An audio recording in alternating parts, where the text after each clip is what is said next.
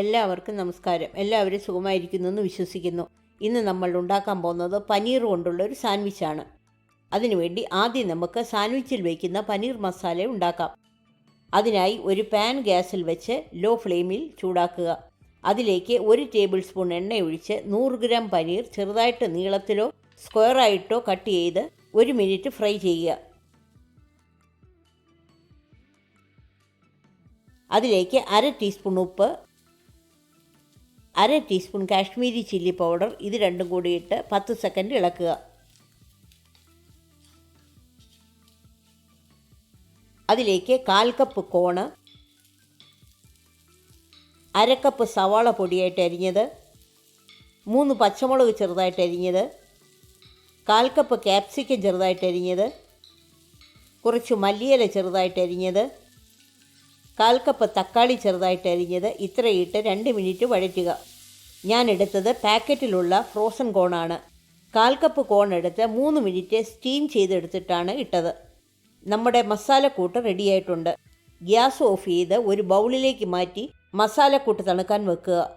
നന്നായി തണുത്ത ശേഷം അതിലേക്ക് 1/2 ടീസ്പൂൺ കുരുമുളക് പൊടി, 1/4 teaspoon oregano, 4 table spoon mayonnaise, ഇതെല്ലാം കൂടിയിട്ട് നന്നായിട്ട് മിക്സ് ചെയ്യുക.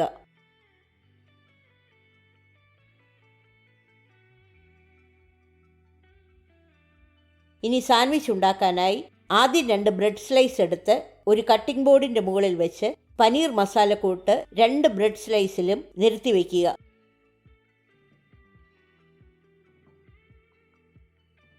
അതിൻ്റെ മുകളിലേക്ക് ഓരോ സ്ലൈസ് ചീസ് വയ്ക്കുക.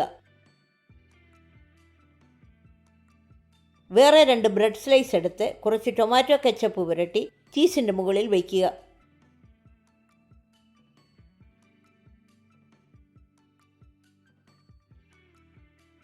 ബ്രെഡിൻ്റെ മുകൾ ഭാഗത്ത് ബട്ടർ നന്നായി പുരട്ടുക.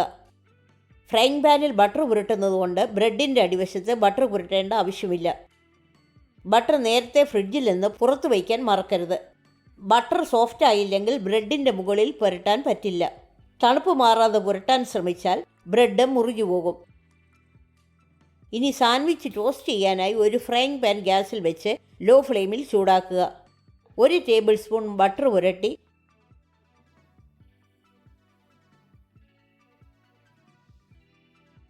ബട്ടർ പുരട്ടാത്ത ബ്രെഡിൻ്റെ ഭാഗം താഴെ വെച്ച് ഗോൾഡൻ ബ്രൗൺ ആകുന്നതുവരെ ടോസ്റ്റ് ചെയ്യുക.